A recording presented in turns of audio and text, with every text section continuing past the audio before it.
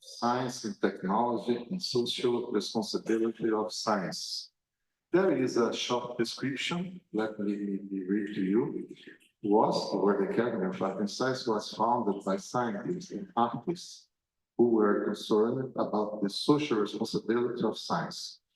65 years later, rapid development in science and technology, including AI, robotics, bio and geoengineering, have raised the same concerns globally among leaders and the scientific community, as well as civil society. This session seeks to identify strategies for transforming education so that it imparts awareness of the potential risks to global society, the sense of social responsibility and commitment to understand, and the knowledge needed to do so. So let's start. That we can start with our presentation. If you allow me, I would like also to say a few words. Okay, excuse me. I will give the microphone to me to conduct all the discussions, but I will do now. Thank you very much. So actually, you all know that for World Academy, the subject of technology, the breakthroughs, it was actually a very initial issue, because the founders of this academy, we are talking about very prestigious Nobelists like Oppenheimer, or we are talking also about other very important physicists that have contributed to the revealing of this nuclear technology. And at that time, it was actually a shocking moment for them. And in this concern for the future use of these technologies, it has been established this academy. So it was over the years a continued problem regarding this aspect. And of course, nowadays, when we are facing different new technologies, we can see that there are new aspects. For instance, in my university, we just established a data center of the university, and we are developing different cooperative activities. We are part of different networks, and always there is the same issue. What kind of jobs, what kind of projects are you running? What kind of aspects are so important there? And of course, aspects related to artificial intelligence are fantastic. So from many perspectives, there are some issues that could offer many types of support, some of them radically new, for education, for interaction, for scientific research, and other kind of aspects. So from that perspective, the integration of these technologies in the process of education by offering new possibilities to unlock creativity based on the knowledge and the functionalities that are offered by these technologies are opening the door towards a new type of education aspect, like the blended learning, that could offer the floor to the students a way of growing up with the technology, feeling it, being acquainted with the, let's say, power of these technologies, and to be aware of all these aspects. Of course, on the other side, we are talking about intellectual social responsibility. So social responsibility, which means particularly to think, and at the same time to have the capacity of listening the other. So this is the initial thing. When we are starting listening the other, giving the opportunity for this multivalent type of logic to synthesize different types of thinkings or different patterns of thinking, and then to integrate all these learning issues. And this intellectual social responsibility, it might be a very good approach to pave the road in, let's say, using the high tech, using the scientific breakthroughs, and of course, with all these things to start making a little bit better on the earth. The most important aspect is also the process-oriented approach in defining some clear objectives in using these technologies and integrating them in learning processes, and to continuously evaluate what kind of impact is this generating. And of course, the, let's say, continuous improvement needs for that. So in this context, the new technologies could offer the opportunity to share different type of infrastructures, different type of study programs, and even to go further and offer education based on aggregating all these breakthroughs, and of course to open the floor for open education. So in this context, I wanted just to introduce some of these aspects, because I would like to invite now, we have Glenn here. He has a strategic view in addressing from both sides the scientific issues from the education perspective. So Glenn, can you hear us? Very good. Thank you and good day to everyone there. I'm going to make some comments up front, and I'm going to focus a little bit on the artificial intelligence side, but I think my comments extend beyond just what we are seeing in the catalyst. That is the advent of not just AI, but what we see coming very quickly here as the future of AI as recommenders, or a agentic phase of AI, where you can think of it as folks will have AI on their shoulder making all kinds of recommendations relative to the work that they may be doing in one place or another. One of the things that I think is important, whether we're talking about the development and the application of AI, or in other, what I'll call breakthrough technologies, is that we need to actually not just think about the use cases, but we need to plan for adoption and success, and then think about the impact to the consumer group. And the consumer group aren't just the ones who are taking advantage of the tool, but they're everyone that is impacted by the decisions that are made, right, by that tool or in conjunction with that tool as a helper, as a agent, as a recommender. We typically let market forces drive when we're talking about the advent of technology and its uptake and its use, and then we deal with the consequences on the back end. Or if we're concerned, we try to put policy in place that maybe guards and restricts, but we do it in the absence of actually planned success or working through the use cases. So one of the things that I think is really important is that we look at this from the standpoint, or we develop what I call proving grounds. We need regional proving grounds. We need global proving grounds where we can bring interdisciplinary forces of the scientists and the technologists who are developing the new technology, but also the social sciences, where we are engaging with the public and actually testing use cases and testing the outcomes of those use cases as to what is acceptable impact.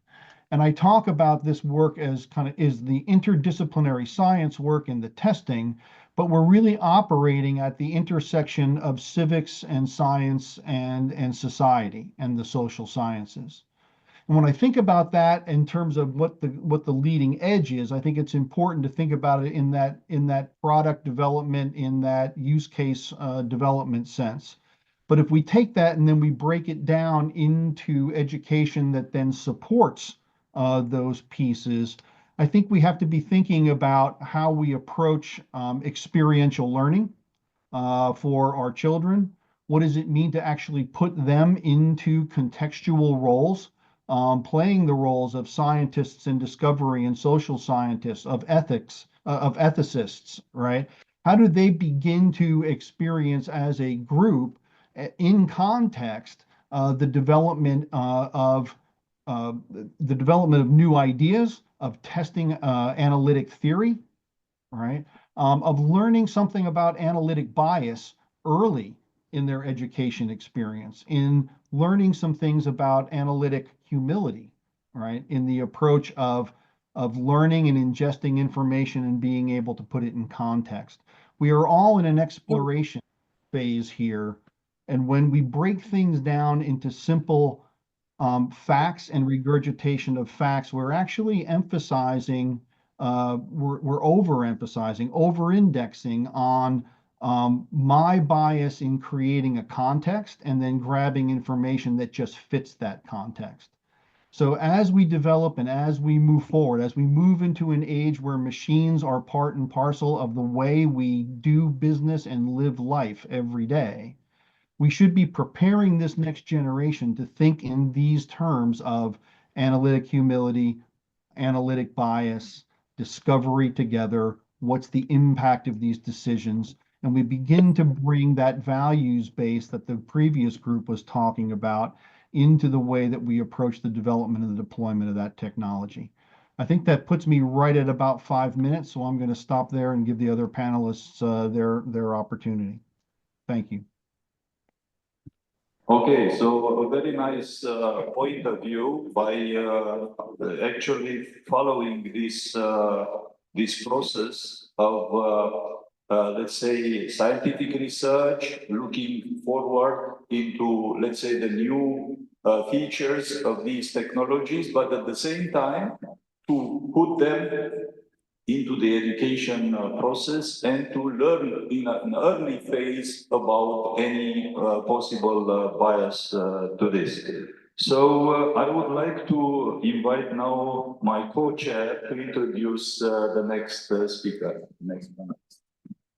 Thank you, Professor MAMUT. Now we will have Iveta SILOVA, Professor and Associate Dean of Global Engagement, Professor and Director of the Center for Advanced Studies in Global Education. She is online and she will share this PowerPoint presentation to us.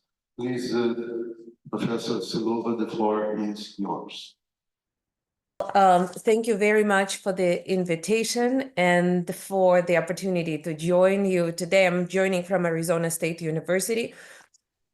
And so I will continue the discussion on the social responsibility of science and education, but I will start with the premise that what we are facing right now is not a techno-scientific problem, or a techno-scientific gaps that we are facing. Rather, I would argue we are facing a cultural problem that we need to address, and that's why education is so critical. And I wanted to start by sharing some of these very nicely condensed data on how we have been responding to the global climate crisis since the 1970s. And this response has been very rapid and very impressive. So, for example, since 1970s, we have had so many reports that have produced very compelling evidence that we are facing the human-induced climate crisis. We have also responded in terms of ratifying many international agreements from the Stockholm Declaration in 1997 to the Kyoto Protocol in 2005 to the Paris Agreement in 2016. And we also have seen really impressive wave of climate activism by both millions of climate youth activists and thousands of scientists. And yet, as all of these achievements rise, so do the adverse effects of the climate crisis. So despite all of these achievements, we are very quickly crossing all of the planetary boundaries, right? And in fact, the most recent update of the planetary boundaries framework by Johan Rockström and colleagues at the Stockholm Resilience Center find that 6 of the 9 planetary boundaries have already been transgressed, suggesting that the Earth now is well outside of the safe operating space for humanity. And the speed at which this ecological catastrophe accelerates is faster than anyone has anticipated. So we moved from crossing 3 boundaries in 2009 to crossing 6 boundaries in 2023. And as Johan Rockström says, we are in deep denial about the magnitude of the global environmental challenges and the resources constraints facing the world. So we are basically now nearing the space of no return in a way. So the question is why, how are we responding as academics, scientists, education policymakers, practitioners? And I would argue that we are not responding radically enough or fast enough. So I just returned from Hong Kong and came across this really fascinating exhibit at the M+ gallery that has this features 13 hyper-realistic figures of withered old men who look suspiciously similar to the world leaders, including politicians, bishops, admirals, generals, dictators, and then placed in these electric wheelchairs that roll in a slow collision course, clashing around the gallery at harmless snail. And so the artists, the 2 Chinese artists, say that like a grotesque parody of the United States, this work is a powerful critique of aimless international conflicts that are determined by a few senseless leaders. But also, I think it's in a way kind of a very grotesque parody on how we as an education and scientific sector respond to the crisis of the Anthropocene. So I would argue it's not radical enough and not fast enough. So when we look at some of the research that is produced about how the universities in particular are responding, we talk about, so our colleagues talk a lot about the barriers that are related to politics, financial barriers, logistic barriers, technical barriers. But what's missing from this discussion is the culture or the cultural barriers. And so I just want to expand on that a little bit more. So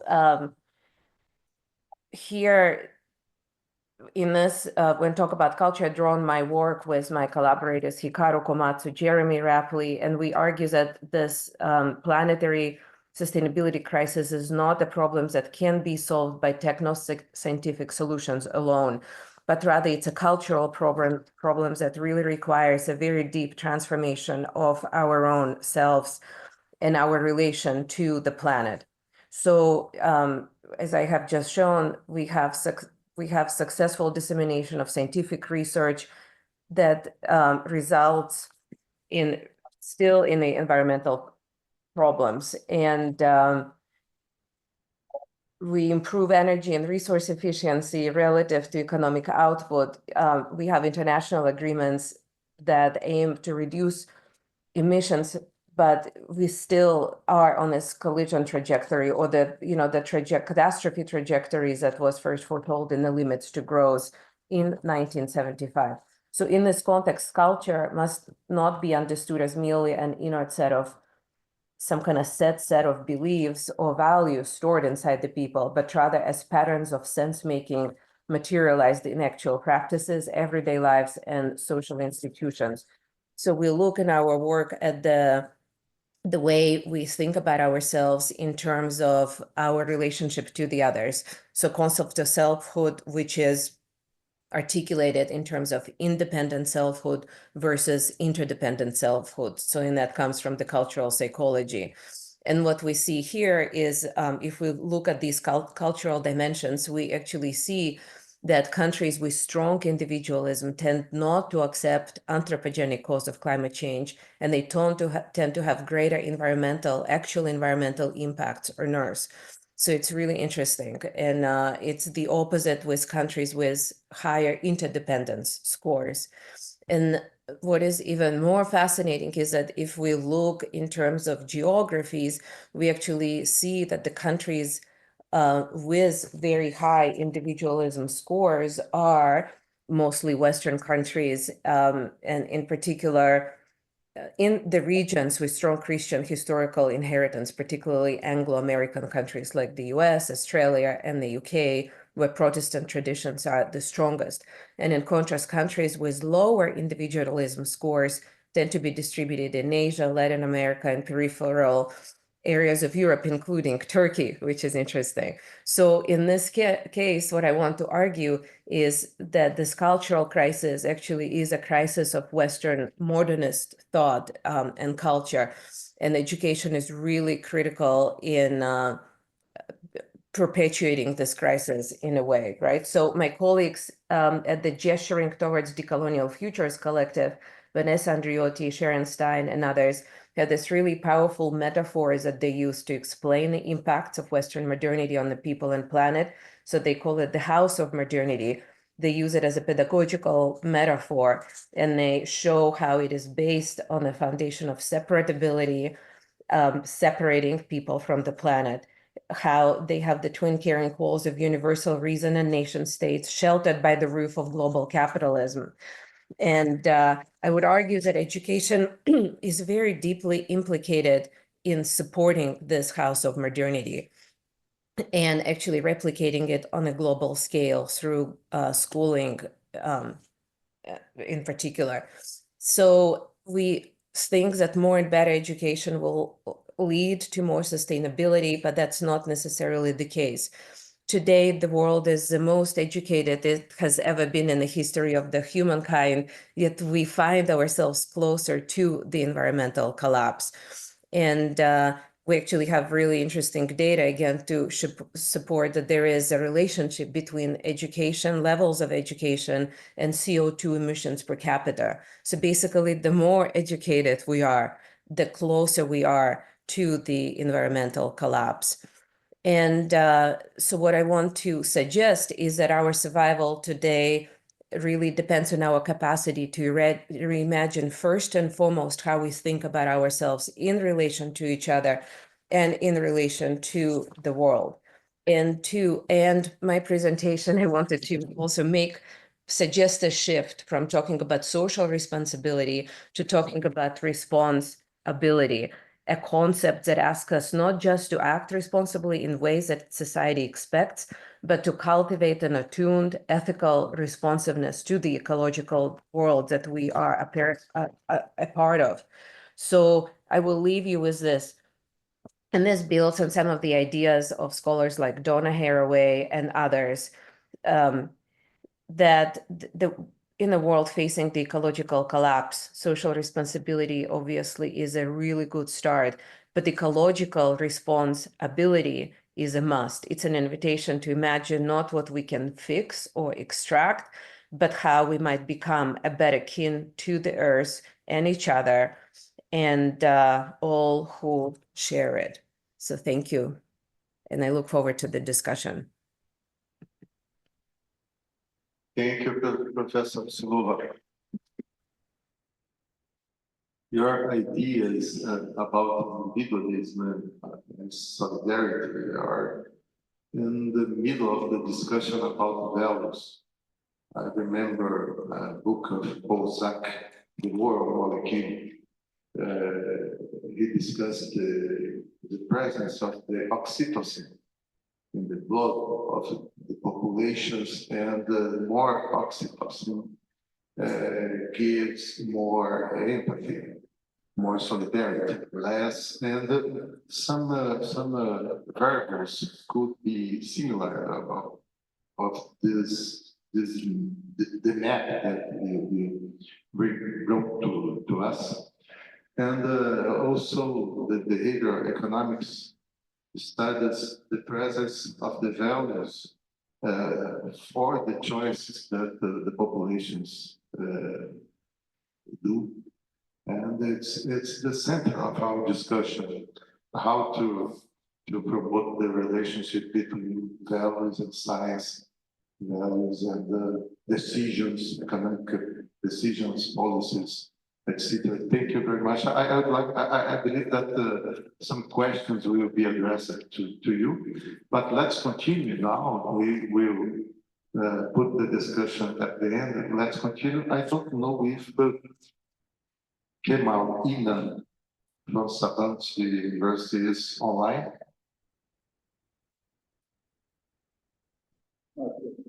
Not yet. So we have now our professor ÖZDEMIR. You can introduce yourself. So Dr. Şebnem ÖZDEMIR. So actually we are your guests. So thank you very much for joining this panel. So if you'd like to say a few words about yourself and about the activities that you are developing, maybe we can make also a connection with what the previous speaker was saying about the Turks. Thank you so much. Okay, welcome everybody and welcome the international guests. It is really nice to have you. I hope we get better weather in Istanbul, but I'm not sure about it. Professor Şebnem ÖZDEMIR, I'm head of Management Information System Department at Istinye University, and also I'm running a master degree program for data science. We have 3 different degrees at the same time, and also I'm running a startup which provides some AI solutions from different sectors, different companies. Basically, I'm a mathematician. I got my PhD on informatics. Then I completed my postdoctoral research at first Worcester Polytechnic Institute, then MIT. For the essence of this session, I would like to ask one simple question. Which type of AI we are looking for? Which type of AI that we are discussing right now? The essence of this session is about AI for help in education. But which AI? Is it the artificial narrow intelligence? Is it the tool AI? It is the artificial general intelligence, or we are just talking about basically generative artificial intelligence? So let's firstly discuss this one. If you are talking about artificial narrow intelligence, here is some problematic situation. For the opportunities, we need to discuss the threats and disadvantages at the same time. In artificial narrow intelligence, one question, do we have the data? Do we have the data for the environment of educational institutions?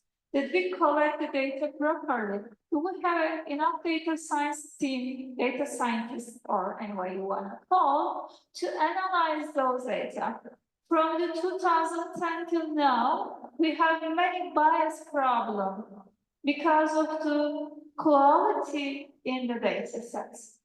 If we are not talking about artificial narrow intelligence, let's say we are just focusing on generative artificial intelligence. I mean, it's just we know ChatGPT, but it's more than ChatGPT. We have over the 20 million different main or sub-GPTs right now. It is impossible to catch all of them. It is impossible to learn all of them and follow all of them. And if you're talking about the ChatGPT, the cloud from Anthropic, or Gemini, or Gemma, or Group, whatever you want to call the text-based artificial generative AIs, Gen AI, or do we know the problematic situation related to Gen AI? Like what? We have still a strong bias problem. We have hallucination problem. 2 days ago, one hallucination problem came up during a live show. And 1 month ago, another hallucination problem collecting 2,000 people on a street. And if you're not talking about the hallucination problem, we have a confabulation problem as well. And we have prompt injection problem, we have jailbreak problem. Even we count on the old standard of the OpenAI or Anthropic or other institutions, by using language with a certain purpose, we have just to persuade the machine. When we get enough trust from the machine, we can get whatever we want. And having the information provided by the machine unwillingly, it is the one side. The other side is also brain rot. Brain rot is the two words which is announced by the Oxford Dictionary for the year of the word. They generally express the idea because of the social media, but the problem is not on the social media. Recent research showed us if you are using GPTs without curiosity, with believing everything provided by the machine, we are losing our neural connections. Our brain has the damage because of our primitive beliefs. That's why before discussing and integrating AI into the educational system, we have to keep something very low. We have to first trigger the curiosity to be suspicious about the information provided by the machine. So simple instinct to have the information, whatever it costs. We need first those. Then we have to discuss how we can integrate the AI into the system. And within 6 months, I'm gonna collect all ideas. Within 6 months, we will have the first connection with artificial general intelligence, I mean human level intelligence. When we have such intelligence, according to my opinion, I'm so sorry, it is so romantic to believe that we will regulate the artificial general intelligence. We cannot regulate any kind of level intelligence because we can't regulate any people. But we can regulate the role of AI in an educational institution. Let's discuss which type of AI we are thinking about it to integrate into the educational institution, and its limitation, its opportunities, and its threat at the same time. Thank you. Thank you, Professor. She has a view from a mathematician about artificial intelligence. She told me before that she has information system, mathematics, and it's the kind of people that we want to see here. And we have 3 minutes if you want to ask something to a panelist or online or to Professor. The pronunciation is ÖZDEMIR. Yes, that's great. You can do. Thank you. Şebnem, I'm addressing you in the Turkish form. Şebnem, I'd like to ask you regarding all these AI-related questions raised. Do you think they are solvable and how quickly? Which type of AI solvable you mean? Every type? Sorry. You mentioned all these nation and injection. Oh, okay. Do you think they are solvable? Within short period, it is not. Why? In the prompt injection, in the problem of prompt injection, we would like to inject the idea to the people, not only the machine also. That's why until we change our mind and put the machine into the acceptable role in our life, we will inject the idea. Those ideas might be the negative side or dark side or positive side, because I'm just putting dark side in another way, not the negative side or positive side. There is a dark side. Within short period, it's impossible to solve any kind of problem. And also, there is a love and hate relationship between AI and sustainability at the same time. What is that? If we just type down 50 prompts for nothing, we are just spending, not spending, wasting a full battery of a smartphone. When machine try to give an answer to us, it's also wasting 2 charge of a smartphone. And also one thing about the machine side, they are starting to fed up. I think it was 3 weeks ago. Yes, it was 3 weeks ago. I just analyzed a conversation between a student and the Gemini. At the end of the conversation, Gemini said, "Hey, woman, you are not unique. This is the silly dumb homework. You're trying to get an answer from me. Please die and die." This is the real message, and there is no manipulation during the conversation. So we have a very uncertain situation within 2 years, and we don't have solution for short period. Any other question? Yes.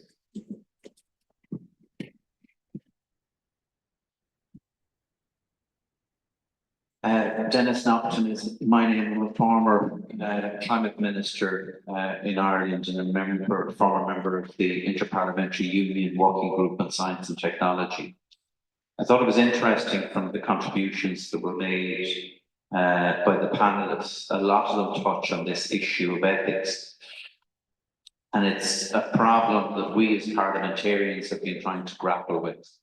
And in fact, only last October, as a group of 21 members of Parliament from around the world, we've now published and secured agreement from 186 parliaments of an ethical charter for science and technology. And the objective behind that is to act as a toolkit for us as parliamentarians in regulating all technologies, not just artificial intelligence, which is the burning one at the moment, but with bioengineering, with geoengineering coming down the track as well, but also to act as a guideline for the scientific community and the technological community as to how far they should go with innovation without trying to impede innovation. And I think the point I'm making here is that we need to have a far more robust debate about the ethics of research, where we draw those red lines. And these are conversations that need to take place within the education system, because technology is going to change, jobs are going to change, our careers are going to change. But if we have ethical standards and guidelines that have been instilled in us from an early part of our education, these would stand the test of time as innovation and technology changes. Just one other thing, I just want to pick up on something Iveta pointed out, and I see her slide here in relation to the amount of scientific research that has been published in terms of climate change, and yet action seems to be going in the opposite direction at the same time. Emissions seem to be going through the roof. And I think this is flagging up a significant problem that we see as parliamentarians, and that is that science is very quick to identify the problems, but very slow to actually table practical solutions. And it comes back to one of the concepts of this particular conference, and that is the issue of human security, where we put individuals, citizens, individual communities at the center of the problem-solving approach and build it from a community up. And I think if more of that happened, then I think we could drive an awful lot more practical change in terms of addressing the climate challenges that we have in individual countries. We have 5 minutes in this room. We have to leave for the next meeting. And I would like to give you 1 minute for each speaker for the last words, but I will give 1 minute. Okay, I think there's no need to affect of technology. Just we need to talk about how sometimes technology is not life improving.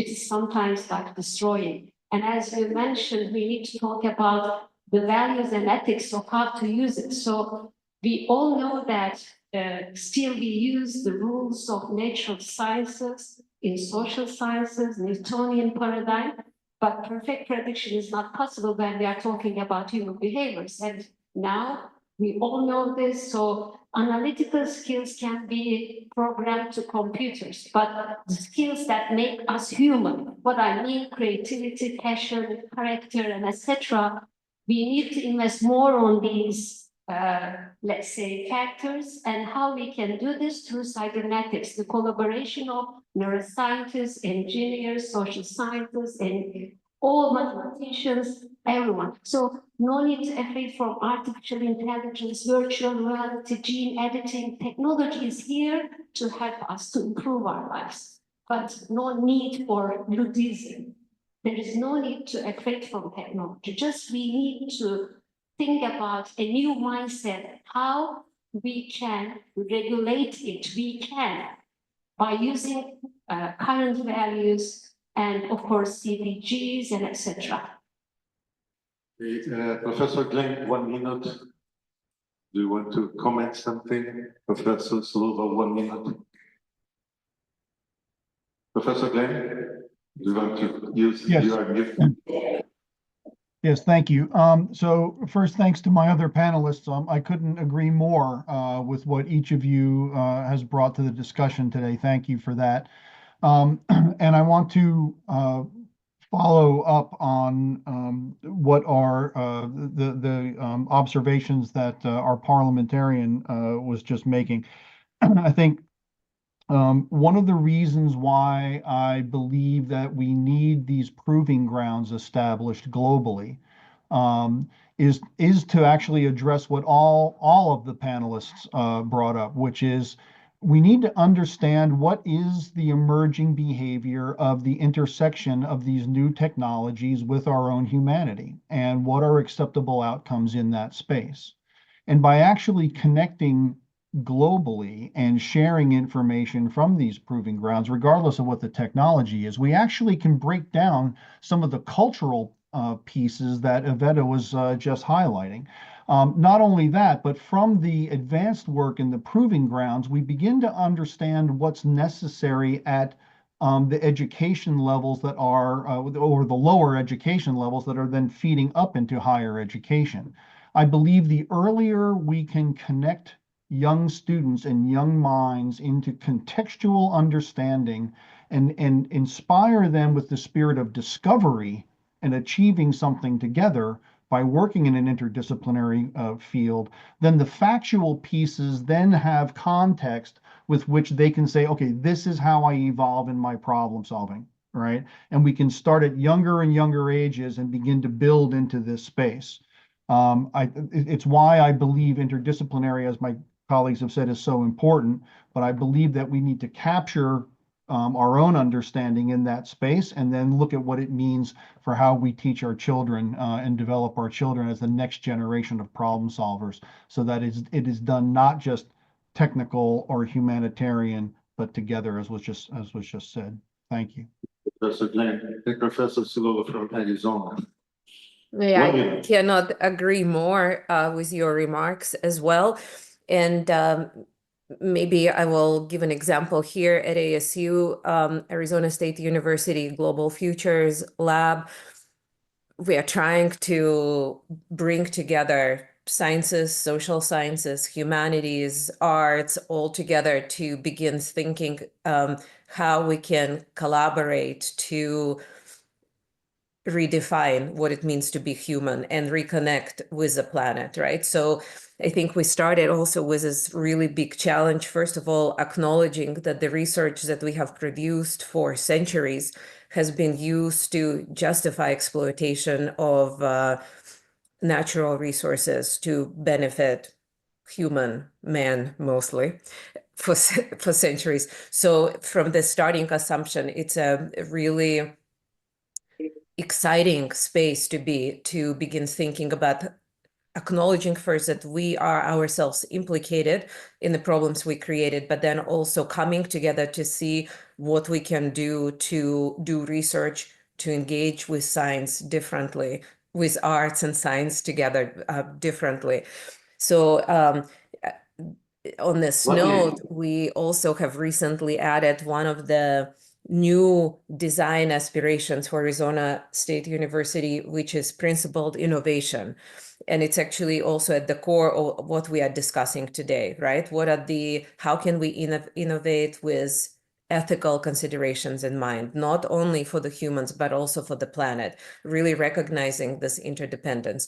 So I look forward to exploring more of these ideas together, but it looks like there are some really interesting connections that we are making, and we need more of these connections to, as fertile grounds, as Glenn has mentioned, to begin reimagining our life on this planet and our own role as scientists and as human beings.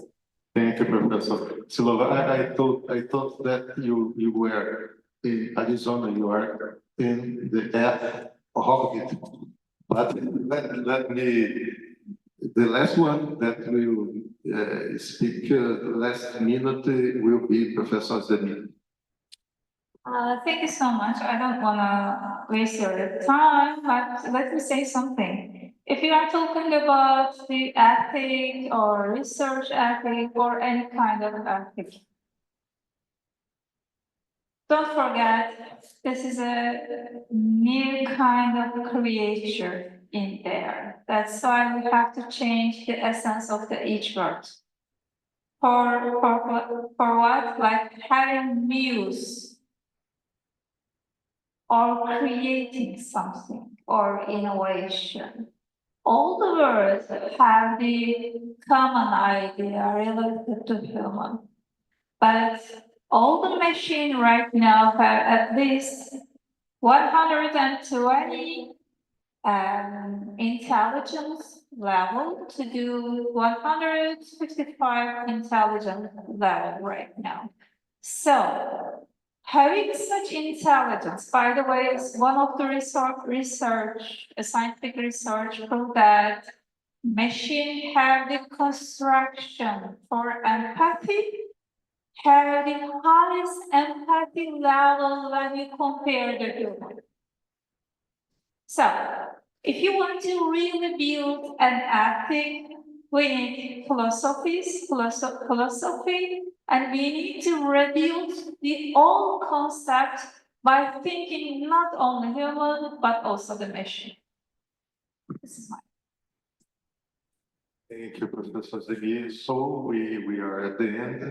As you see, a great colleague, the school, mix of ideas.